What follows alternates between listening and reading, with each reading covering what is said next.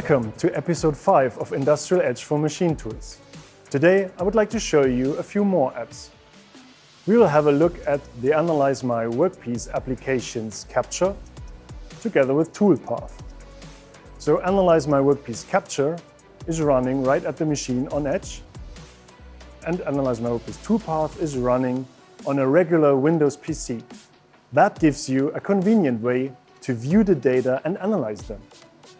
To show you how it all works, I will use the run-in process of a 5-axis milling operation, for which the virtual machining already has been finished. Now I want to transfer this to the real machine. So all you need to do is to run an NC program without the workpiece and record the dataset with Analyze MyWorkpiece Capture.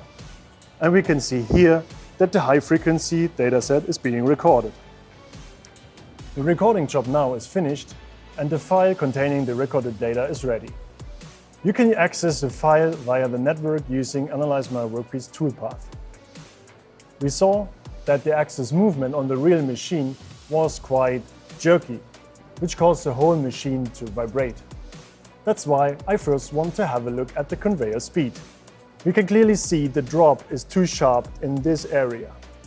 That means we still need to change some settings right at the machine. In other words, adjusting tolerances or define a different NC command that influences the tool speed.